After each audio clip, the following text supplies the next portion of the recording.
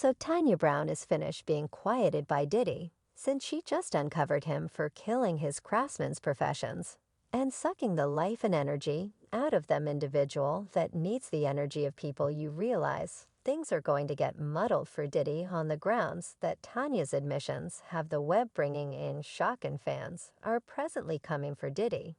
And they are coming hard standby. Did he truly send one of his specialists to jail? Diddy has been engaged with an insane measure of show in the recent months, and it's going to deteriorate for him. One of his previous terrible kid craftsmen, Tanya Blount, just emerged to blame him for fumbling and killing her vocation in a spirit of meanness. Yet Tanya didn't come to play, since she has additionally brought receipts of how could he killed the professions of different craftsmen that were appointed to his mark. While some could view these allegations as wild, it truly accumulates with what individuals have been talking about Diddy and his mark. For quite a long time, there have forever been remarks about how unusual it is that terrible kid signs a craftsman who drops several Uber tunes and afterward vanish totally from the business, and their vocations never recuperate well, as per Tanya. This is on the grounds that Diddy ruins and disappoints the craftsman. Such a lot of that they, in the end, get tired of media outlets, and she recorded a few specialists who were survivors of this, beginning with herself. Obviously, Tanya endorsed with Terrible Kid Records in 1996, and she had high expectations for her vocation since, well, Terrible Kid was a really hot mark in those days. And to be reasonable for Diddy, he had large designs for Tanya. When he originally marked her yet along the line, something changed at the outset. He connected her to some huge name makers and lyricists in the business, so they could assist her work on a collection that would be delivered through Awful Kid. He with Night got by, and by associated with the creation part of things, and Tanya reviews that he was directing a task. It was extremely thrilling. Yet things went downhill when he became drilled with her venture and began saving money and less thoughtfulness regarding it, until he in the end lost all premium in it, as per a meeting that she did with the Washington Post. She currently asserts that he at last quit dealing with everything together, permitting it to grieve for months. Ultimately, months became a long time. There are just so often that you can refresh a tune. She demands that her issues were not on the grounds that Diddy overlooked her collection, since she presently accepts that Diddy deceived her and had been playing her all along. Her chief concurred with this in a meeting. He guaranteed that they became involved with Puffy's Vortex. It deteriorates on the grounds that the tunes she was recording for the collection were not the kind of melodies that she needed to do. She felt like Diddy was placing her into a crate, when all she needed to do was investigate various sounds. In a meeting with Elysian magazine, she said, "We had recently recorded around 50 to 60 tunes at Arista Records with scene brushes. Everybody knows him as Diddy or Love. Now I went to the studio and telling my supervisor, I would rather not do this. I need an alternate style of music and heritage. For what reason mightn't we at any point mix this large number of styles of music that I grew up standing by listening to? For what reason do I need to do this? To make it, I need to record something else entirely." So Diddy constrained her to record 50 to 60 tunes that she truly could have done without, just to drop her and scrap her collection at any rate. Yet it deteriorates in light of the fact that she guarantees that she had gotten so baffled with the collection and being disregarded that she attempted to end her own life. It was the hardest choice, since that was the manner by which I had the option to give and deal with my family. At the time it was so difficult it broke me. It truly did. I went into treatment with frantic considerations, and surprisingly endeavored to unalive myself. I was in a Dallas clinic on a 72-hour watch. I had taken pills. I concluded, this is all there is to it. My child was fine. He would have individuals to deal with him. I just surrendered. So in the end, she got dropped by the name in the mid-2000s. Without dropping any collection, she was so damaged by her treatment by Diddy that she didn't make music again for quite some time, until she began delivering tunes with her significant other in 2016.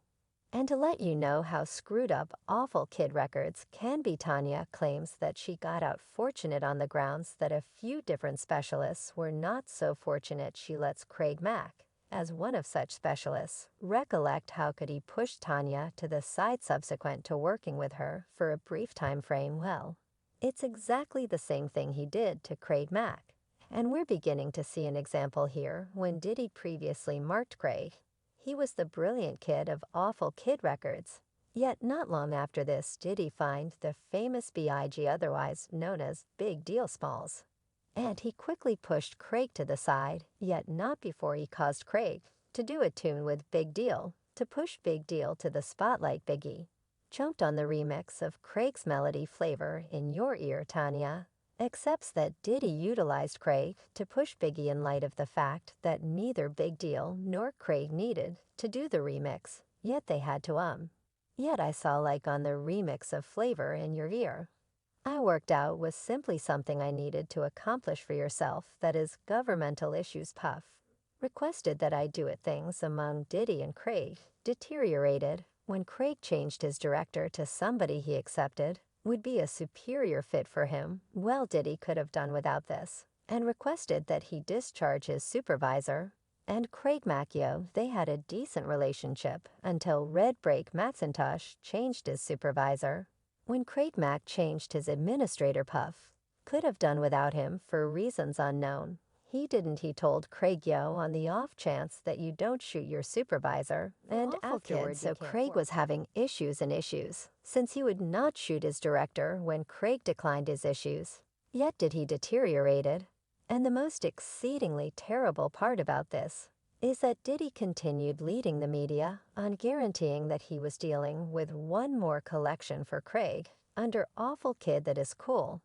And I'm certain you got a lot of things coming up for Mama. Better believe it. Certainly, we got another collection dealing with him to drop in January, other than that we're going to drop our of stuff. The exposure collection. Well, Craig's face recounted a total story, since he clarified that Diddy was lodged they weren't dealing with new music. And as per Tanya, the main explanation, Diddy said that was to do right by himself in the media. Did he in the end removed Craig from the mark, yet Craig kept on making music as a free craftsman. Presently certain individuals accept that Diddy could have gotten Craig boycotted in the business due to the issues they had now. I won't say on the off chance that that is valid or false. Yet all I won't say is that Craig ever made progress in the business after he left Terrible Kid. Yet Tanya didn't stop there, since she has stories for a days. And this time she chose to talk on Diddy's previous craftsman Sparkle. Tanya accepts that Sparkle got treated the most awful on the grounds that Diddy in a real sense sent him to prison in December 1999. Diddy took Sparkle and his wife sweetheart Jennifer Lopez to a New York club with him. Yet things turned out badly when he engaged in a squabble with one more supporter at the club. The contention got warmed and was going to get physical when Scene took out a firearm and shot shots out of sight. He wound up harming 3 individuals, and he was accused of counts of attack, foolish danger, criminal ownership of an unlawful weapon, and endeavored murder. He was vindicated of the endeavored murder accusation, yet indicted on any remaining charges, and was condemned to 10 years in jail. Yet individuals have consistently felt like there was an obscure thing about the case, and Tanya is presently asserting that it is penance to try to please himself. An observer asserted that she saw both Diddy and Sparkle fire weapons, considerably more. An observer and a ballistics master affirmed that the 3 wounds might have been caused not by time, but rather a subsequent shooter, and Diddy is accepted to be the subsequent shooter. Yet he was never charged. He just had to deal with penalties of having a firearm that was found in his vehicle.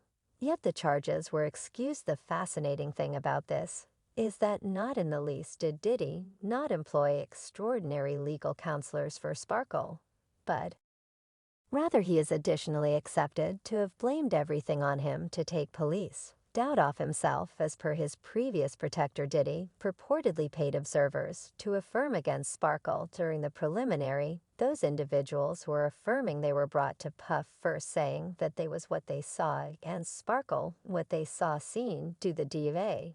Didn't actually realize those individuals existed. Music, you comprehend what I'm talking about, scene, said it himself, yo. Yet the miserable part, pretty much this is that awful kid records.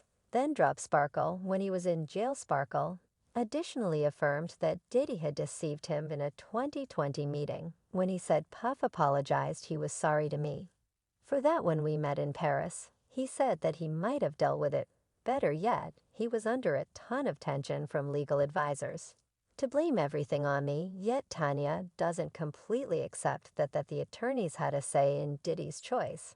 Since she feels that Diddy was being self-centered, Tanya's disclosures have started another discussion about Diddy and awful kid records, with individuals saying stuff like awful kid for life.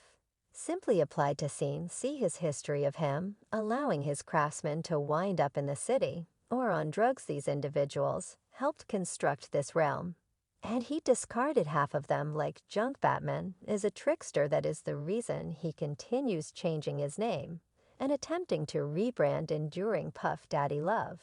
And Diddy resembles a dark opening he obliterated such countless vocations. It is actually a major buzzkill. Entertaining. All that he contacts goes to ish there in a real sense isn't one tale about somebody marking with awful kid that finishes strong. I'm one of those individuals that never had confidence in condemnations and blood forfeits yet. Something is happening with Puffy. Now I need to hear back from you about this. Do you accept Tanya's cases about Diddy being obscure? Or do you believe she's overall harsh? Don't be timid and drop your viewpoint in the remarks. And in the event that you believe that this dramatization was obscure, well, list.